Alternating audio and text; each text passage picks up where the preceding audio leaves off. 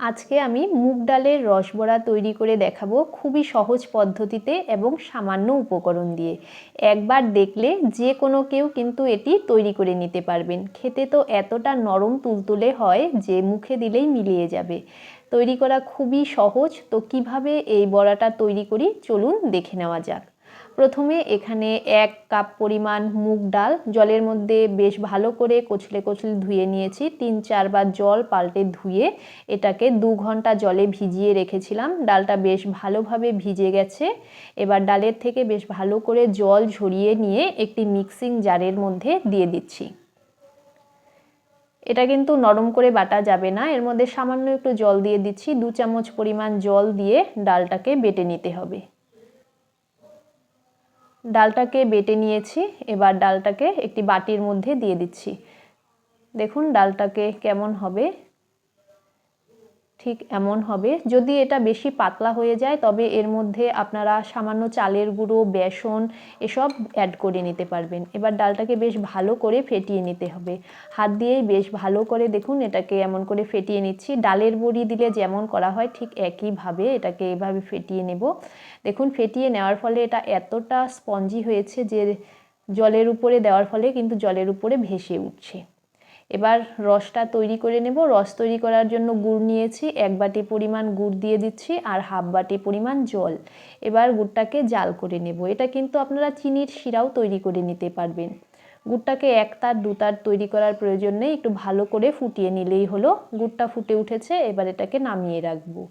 ভাজার জন্য কড়াইতে বেশ কিছুটা পরিমাণে তেল দিয়ে দিলাম। তেল গরম হয়ে যাওয়ার পর এবার রস বড়াগুলোকে ভেজে নিচ্ছি। দেখুন বড়াগুলো দেওয়ার সঙ্গে সঙ্গেই কিন্তু তেলের উপরে ভেসে উঠছে।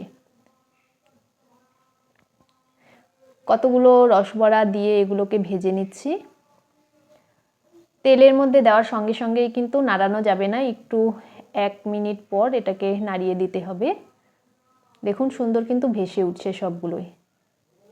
এগুলোকে একটু এবার গোল্ডেন ব্রাউন কালার করে ভেজে নিতে হবে। উল্টে পাল্টে ভেজে নিচ্ছি। খেতে তো খুবই নরম হয়, একবার তৈরি করে খেয়ে দেখবেন। এক ব্যাচ ভাজা হয়ে গেছে, এবার নামিয়ে নিচ্ছি।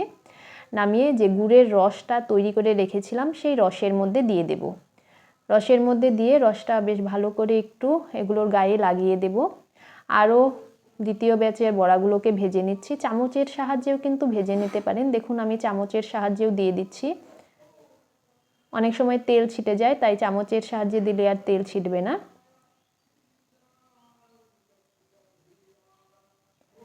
দ্বিতীয় ব্যাচের বড়াগুলোকেও একইভাবে ভেজে নেব। একটু গোল্ডেন ব্রাউন কালার করে ভেজে নিচ্ছি। এগুলো ভাজা হয়ে গেছে, এগুলোকেও নামিয়ে রসের মধ্যে দিয়ে দেব। সবগুলো বড়াকেই একইভাবে ভেজে নেব।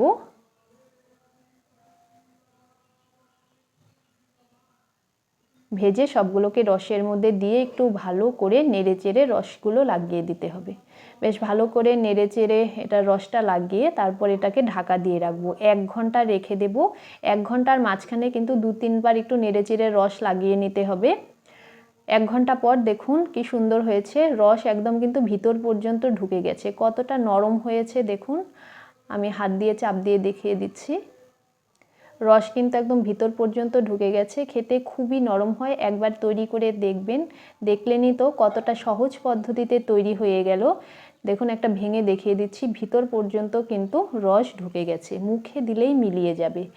একবার তৈরি করে খাবেন। তবে আজকে আমি এখানেই শেষ করছি। ভালো থাকবেন, সুস্থ থাকবেন। ধন্যবাদ।